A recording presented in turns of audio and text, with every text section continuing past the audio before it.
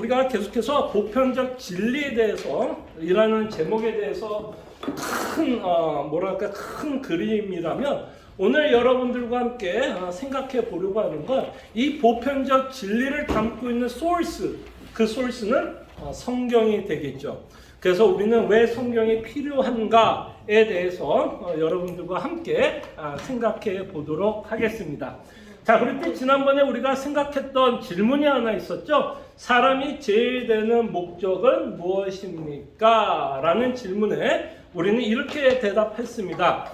하나님께 영광을 돌리고 그를 즐거워하는 것.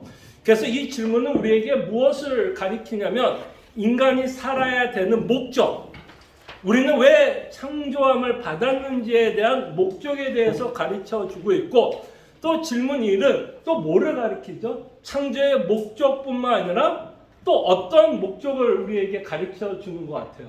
우리를 창조한 것뿐만 아니라 또 우리를 구원하신 목적도 가르쳐요. 그래서 이 질문에는 두 가지의 목적이 다 담겨져 있다라고 생각해 보면 좋겠죠. 창조 때 하나님의 영광을 위해서 우리가 창조함을 받았다면 구원을 통해서 다시 한번 하나님의 영광을 바라보고 즐거워할 수 있도록 우리를 구원하셨다라고 생각해 볼 수 있을 것입니다. 자, 근데 우리가 좀 생각해 보고 싶은 건 이 하나님에 대해서 우리는 먼저 어디에서 보게 되냐면 시편 19편 1편에 보면 이렇게 성경은 말씀합니다. 시편 19편 1절 하늘이 하나님의 영광을 선포하고 궁창에 그의 손으로 하신 일을 나타내는 도다. 그래서 인간은 무엇을 통해서도 하나님의 영광을 바라볼 수 있게끔 창조했을까요? 무엇을 통해서도? 그렇죠. 세상 자연, 창조 세계를 보아도 하나님의 영광을 바라볼 수 있도록 인간은 창조받았어요. 그죠? 그게 중요해요. 자, 근데 이것은 오래 갔을까요? 오래 안 갔을까요? 오래 가지는 못했어요. 예.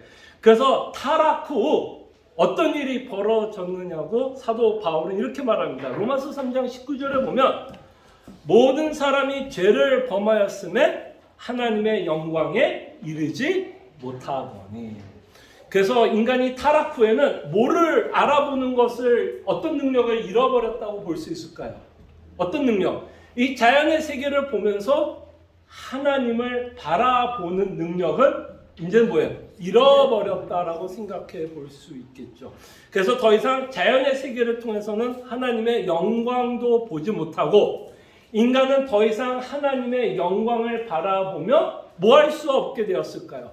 즐거워하지 못하는 삶을 살아가게 되었다라는 거죠.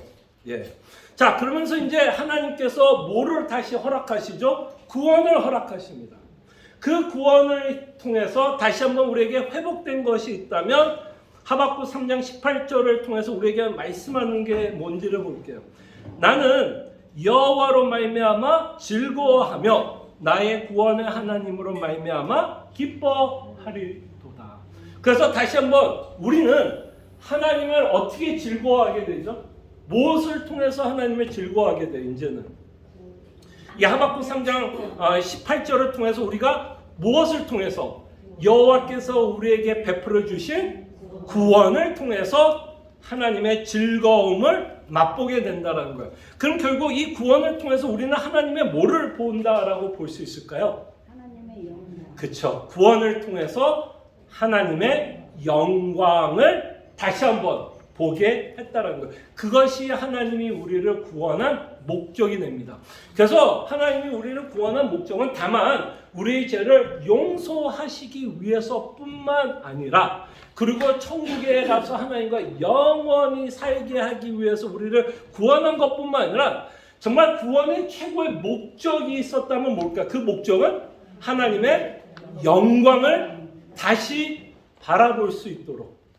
그건 다시 말씀드리면 뭐예요? 창조의 질서 또는 창조의 목적을 뭐 했다라고 표현하면 좋을까요? 창조의 목적을 완성 또는 회복했다라는 의미로 우리는 생각해 볼 수 있겠죠. 그러니까 질문 1의 내용이 똑같다는 얘기예요. 우리를 창조한 목적도 1번에 들어가 있고 그 다음에 우리를 구원한 목적도 이 안에 있게 됩니다. 그래서 여러분들이 오늘 이제 말씀을 통해서 이걸 적용을 한다면 여러분들이 참된 즐거움, 참된 쉼, 휴식은 어디에서만 있을 수 있을까요? 하나님께서 베풀어 주신 구원 안에서 참된 쉼과 휴식을 얻게 됩니다. 그리고 참된 기쁨은 우리가 그 하나님을 더 알아갈 때 여호와가 나의 목자 되신다는 것을 알아가면 알아갈수록 다윗이 고백했던 내용이 뭐죠? 쉴만한 물가로 나를 인도하고 계시는 여호와를 맛보게 된다는 것입니다. 자, 그래서 우리는 이렇게 하나님을 이제 하나님의 영광을 보게 되고 즐거워합니다. 자, 그러면 이제 이 질문에 대한 이제 우리가 질문이 생겨요. 자, 여러분들은 이런 하나님을 어떻게 알아요? 그 질문이 생길까요? 안 생길까요? 이 하나님을 나는 어떻게 알게 되었을까요? 네. 자, 제가 좀 전에 말씀드린 것처럼 뭐가 있었냐면 여러분들이 타락하지 않았더라면 우리는 무엇을 통해서 하나님의 영광을 볼 수 무엇을 통해서 하나님의 영광을 볼 수 있었을까요? 좀 전에 말씀드린 것처럼 자연세계를 보면서도 충분히 우리는 하나님이 누구시고 하나님의 영광을 바라볼 수 있습니다. 그러나 인간이 타락 후에는 이 자연 만물을 봐서는 절대로 하나님이 누구인지를 알 수 없어요. 그러면 이제 하나님이 우리로 하나님을 알게 하는 또 다른 방법이 있을까요? 없을까요? 있죠. 만약에 그 방법이 없었더라면 여러분들과 제가 하나님을 알 수 있는 방법이 있을까요? 없을까요? 없게 되죠. 그래서 이거를 좀 신학자들이 표현하는 단어가 있어요. 어려운 단어가 될 수가 있는데 계시라는 단어를 쓰게 되고요. 이 자연 세계를 통한 하나님의 영광을 보는 것을 우리는 뭐라고 표현하냐면 일반 계시라고 표현합니다. 뭐 이것까지는 알 필요 없어요. 그냥 이런 단어가 있다고만 알고 있어요. 일반 계시. 근데 이제 타락 후 어떤 일이 벌어졌어요? 일반 계시로는 하나님을 알 수 있다 없다? 없게 돼요. 그럼 이제 일반 계시라는 단어가 있다면 또 신학자들이 어떤 단어를 좀 만들 수 있을까요? 일반이라고 하는 단어가 있다면 또 어떤 단어를 좀 만들면 좋을까요? 어떤 계시? 그렇죠. 거기에는 특별 계시가 있다라고 표현을 해요. 그 특별 계시가 있을 때 그 특별 계시를 기록하고 있는 것이 뭘까요? 그것이 성경이 되는 거예요. 그러니까 하나님께서 우리에게 특별 계시를 기록하지 않았다면 우리는 하나님을 알 방법이 있을까요? 없을까요? 없게 돼요. 선지자들이 선지서를 기록하지 않았더라면 또는 사도 바울이 서신서를 쓰지 않았더라면 사도 요한이 서신서를 쓰지 않았더라면 우리는 하나님을 알 방법이 없어요. 예, 없어요. 그래서 타락 후에 이 하나님, 이 영광스러운 하나님, 그리고 모든 인간은 이 영광스러운 하나님을 통해서 즐거워할 수 있겠다라고 하는 이것을 기록한 내용이 뭐라고요? 성경. 그리고 우리는 뭐가 필요하게 되는 거예요? 뭐가 필요해요? 성경이 필요한 거예요. 그래서. 예. 자, 그래서 오늘 여러분들과 이제 생각해 보고 싶은 건 우리가 믿는 모든 보편적 진리가 기록되어 있는 소스는 뭐예요? 성경이에요, 성경. 이 성경을 통해서 우리가 마땅히 믿어야 될 진리를 저희들은 깨닫게 됩니다. 그래서 질문 2번을 저희들이 생각해 봅니다. 2번 문제.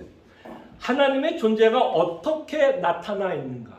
즉 1번 문제하고 연관이 되고 있는 질문이에요.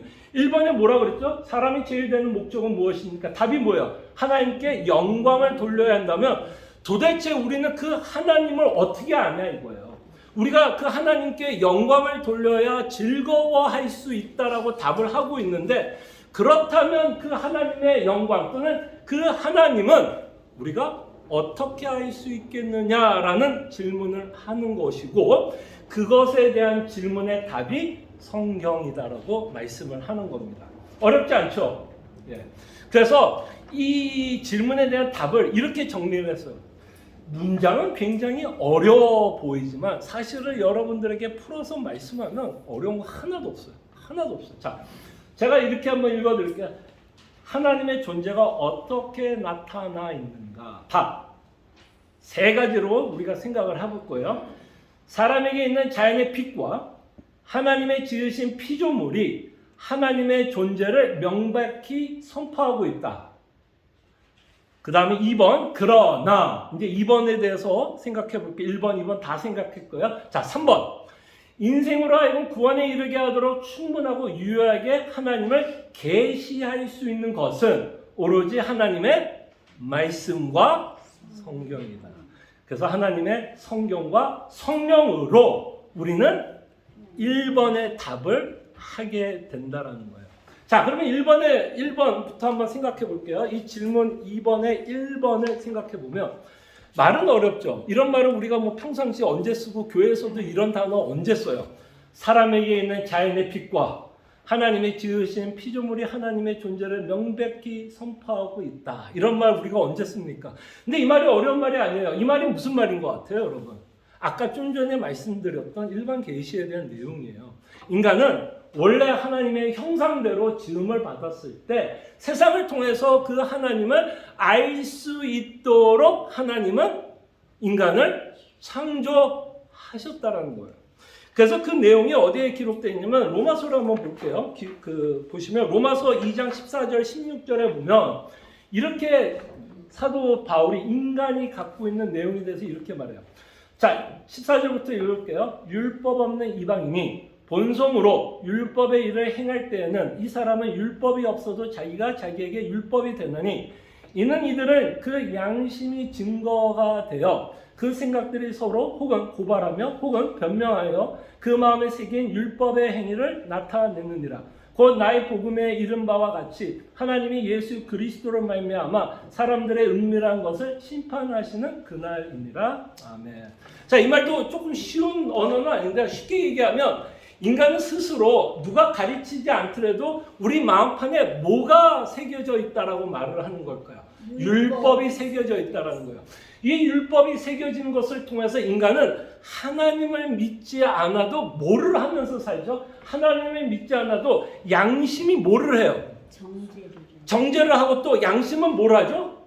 옳고 그름을 판단하게 된다라는 거예요.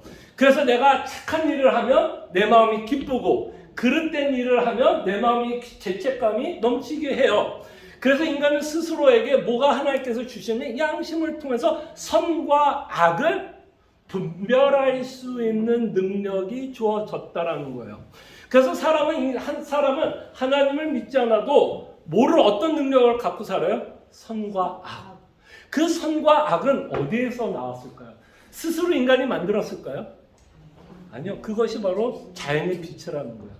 하나님이 인간이 타락했음에도 불구하고 여전히 인간 안에는 뭐가 남아있어요? 선과 악을 분별할 수 있는 양심을 우리에게 허락했어요. 그래서 너무 신기하지 않아요? 예수를 믿지 않고 하나님을 믿지 않아도 누가 들어도 저 사람은 잘못했다라는 기준이 있고 누가 들어도 저 사람은 잘했다라는 기준은 하나님이 우리 원래의 어떤 자연의 빛 그런 어떤 인간의 본성을 갖고 있기 때문에 이 일이 가능하다라는 것을 생각해 볼 수 있습니다.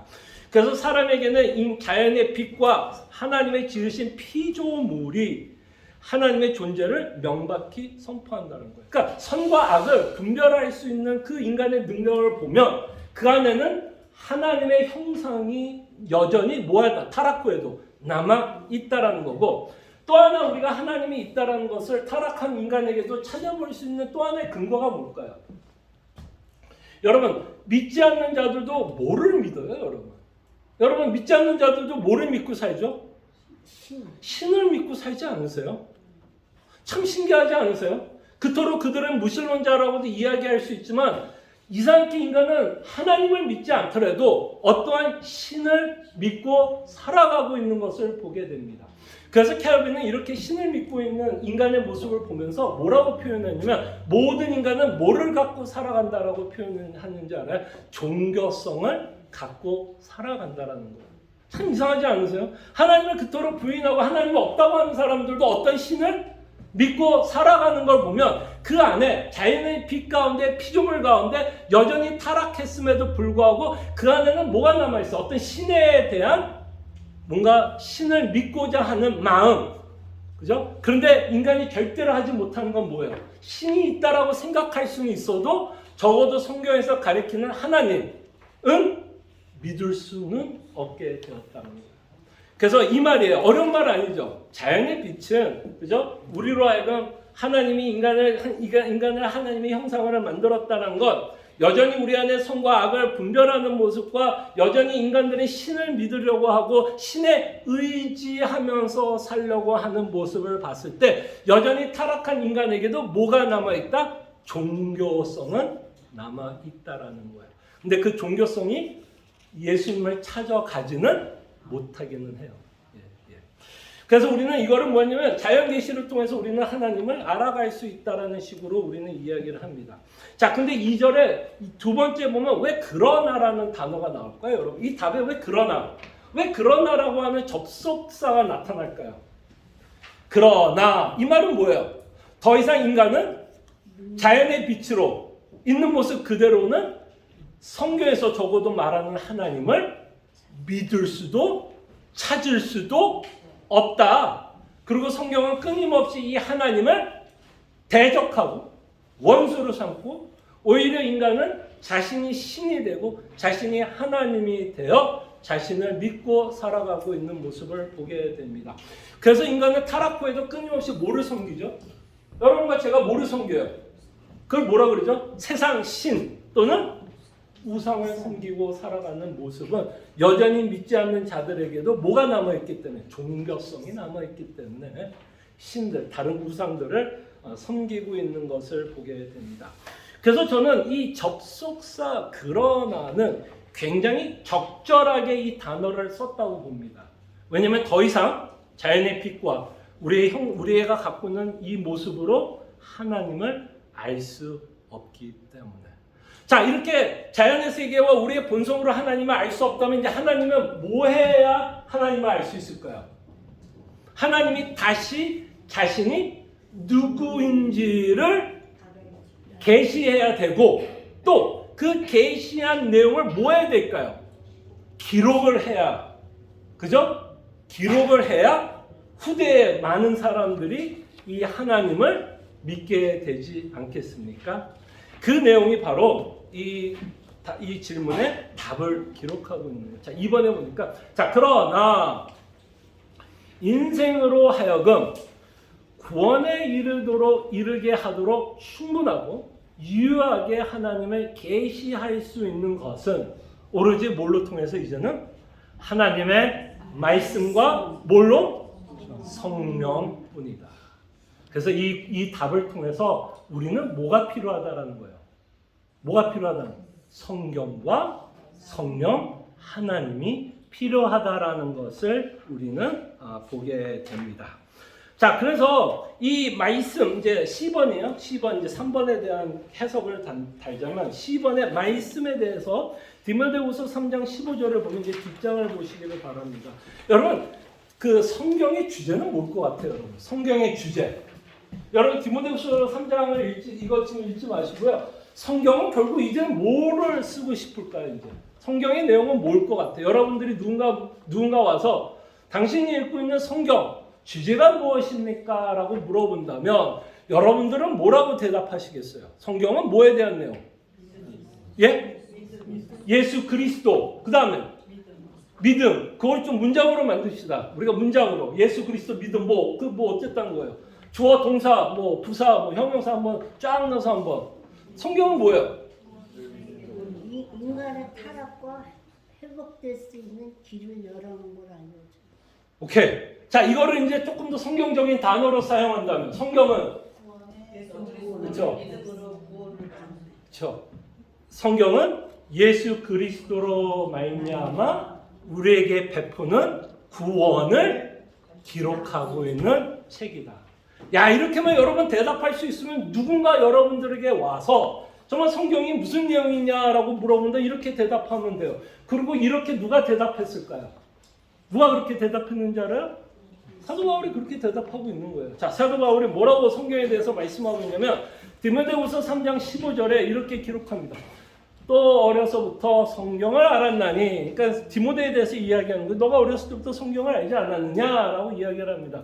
또 어려서부터 성경을 알았나니, 성경은 뭐라고요? 능히 너로 하여금 그리스도 예수 안에 있는 믿음으로 말미암아 뭐에 이르도록 구원에 이르는 지혜가 있게 하느니라. 그러니까 이것이 첫 번째 성경이 쓰여진 목적이라고 볼 수 있죠. 물론 이 내용만 기록하고 있지 않습니다.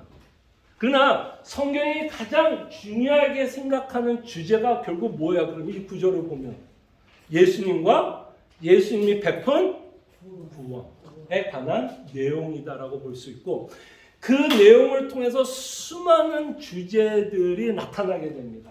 그 예수님을 알면 누구를 알아요, 여러분? 예수님을 알게 되면 또 누구를 알아요?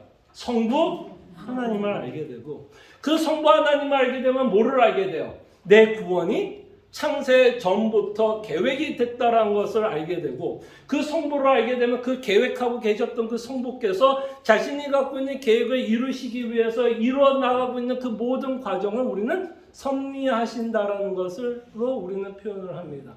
그리고 그 구원하시는 하나님을 더욱더 알아가면 알아갈수록 우리 안에 하나님을 더 알아가게 되고 그와 교제하게 되고, 그와 교제함으로써 우리는 또 하나님과 뭐를 하게 되죠? 말씀만 보는 게 아니라 그와 함께 교제하면서 뭘 하죠? 기도도 합니다.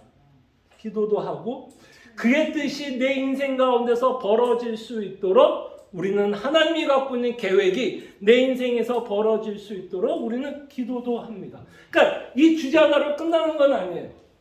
이 주제 하나에 수많은 가르침이 함께 딸려져 나오고 있다는 것도 여러분들이 생각해 볼 때, 성경에서 우리에게 가장 중요하게 생각하는 건 구원에 이르는 지혜. 그 구원에 이르는 지혜를 통해서 우리는 누구를 알게 돼요? 하나님을 알게 되고, 질문 1이 답이 나오는 거 아니에요. 구원에 이르는 그 여정을 통해서, 말씀을 통해서 우리는 하나님의 영광을 보게 되고, 그 영광 가운데 우리 안에 뭐가 생겨요? 믿음, 또는 질문 1의 답이 뭐죠? 하나님께 영광을 돌리고 그를 즐거워하는 삶을 살아가게 된다는 거예요. 그래서 우리가 디모데후서 3장 15절을 읽으면 여러분들과 매일 저희가 하고 싶은 일 중에 하나가 뭘까요, 여러분? 여러분들이 디모데후서 3장 15절을 보면 여러분과 제가 매일 하고 싶은 것이 뭘까요? 매일 하고 싶은 게 뭐예요? 성경 읽는 거예요. 왜? 그 안에는 하나님이 살아 숨쉬고 있고 하나님의 사랑과 그가 우리를 구원한 목적을 우리에게 말씀합니다. 지금 저희들이 읽고 있는 책이 뭐죠? 혹시 지금 진도대로 읽고 있다면 여러분들이 지금 호세아를 아마 읽고 있을 거예요. 여러분, 호세아는 정말 하나님의 사랑을 너무 잘 보여주는 글 아니에요? 여러분, 호세아 얘기가 뭐예요? 정말 우리 이거 녹음이 돼서 참 녹음돼서 제가 원색적으로 표현하기는 싫지만, 사실 원색적으로 얘기하면 호세아가 결혼했던 여인이 사실 뭐예요? 음녀예요, 음녀. 자, 그럼 여러분들 가운데 음녀 아니 음남, 표현이 이상하죠. 결혼하고 싶은 사람이 있어요? 더러운 사람? 여러분 가운데 정말 그런 사람이 있어요? 없잖아요. 근데 예수님이 누구랑 결혼했어요? 여러분과 제가 뭐예요? 죄냐? 음녀. 더러운 자. 정말 음녀. 그것도 제가 굉장히 순화해서 쓰는 단어예요. 지금 녹음되니까 이거보다 더 강한 단어가 있죠. 그런 자하고 하나님이 우리와 예수님이 뭐 하겠다?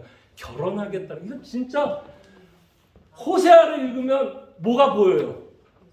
예수님이 보이고 예수님이 얼마나 우리를 사랑하고 나 같은 죄인, 나같이 더러운 자를 끊임없이 결혼하시고자 하는 그 사랑의 메시지를 보게 된다면 디모데후서 3장 이야기가 맞아요, 틀려요? 맞잖아요. 그렇게 보면 참 호세아는 안 됐어요. 그렇잖아요, 여러분? 참 안 됐어요. 그러나 호세아의 인생을 통해서 정말 하나님이 교회를 향한, 또는 예수님이 교회를 향한, 예수님이 신부를 향한 사랑, 신부가 누구인지도 보여주고 있고, 그런 음료를 살아가고 있는 예수님의 모습을 보게 됩니다. 그래서 우리는 정말 디모데 3장을 읽으면서 우리는 성경이 너무 재밌어요. 너무 재밌고 또 읽고 싶고 그 안에 있는 살아 숨쉬는 예수 그리스도를 만나고 그 사랑을 맛보게 됩니다. 근데 이 성경은 여러분들이 그냥 읽는다고 이해가 되는 책이 결탄코 아니에요. 비록 우리에게 성경이 주어졌지만 이 성경을 여러분들에게 감화 감동시키기 위해서는 반드시 누구의 사역이 필요할까요? 성령 하나님 사역이 필요해요. 이거 없이는 여러분들이 호세아 이야기 절대로 이해할 수 없어요.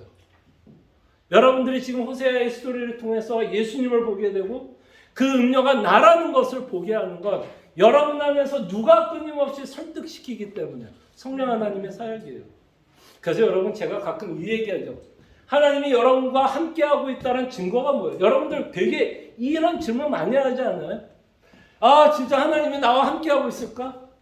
나 힘들어 죽겠는데 나 광야에서 혼자 살고 있는데 진짜 하나님 나와 함께하고 있을까? 이런 질문할 때 있죠. 여러분들은 하나님이 함께하고 있는 증거를 뭐로 삼습니까?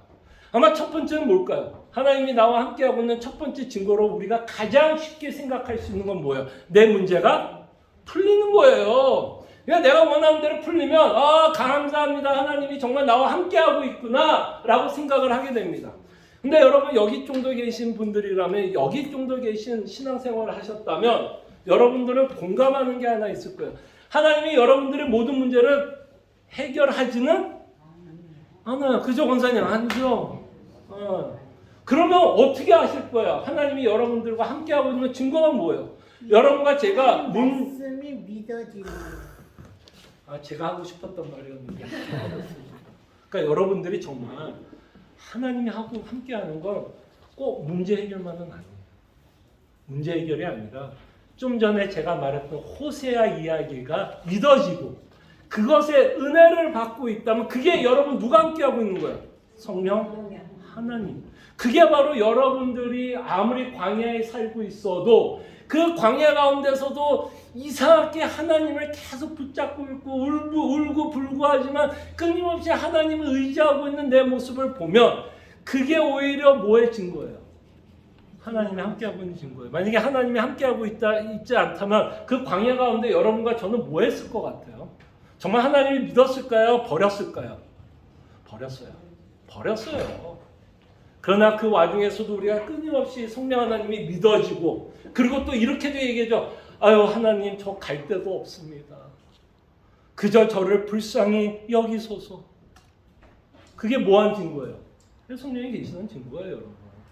그래서 반드시 우리가 하나님이 함께 한다는 것, 여호와는 나의 목자시니 내가 부족함이 없다라는 이 말이 꼭 내가 필요한 모든 것을 채워주심으로써 하나님이 내 인도자고 목자라고만 생각하지 마시고 우리의 모든 삶 가운데 하나님의 말씀이 믿어질 때 그래서 우리는 누가 필요해요?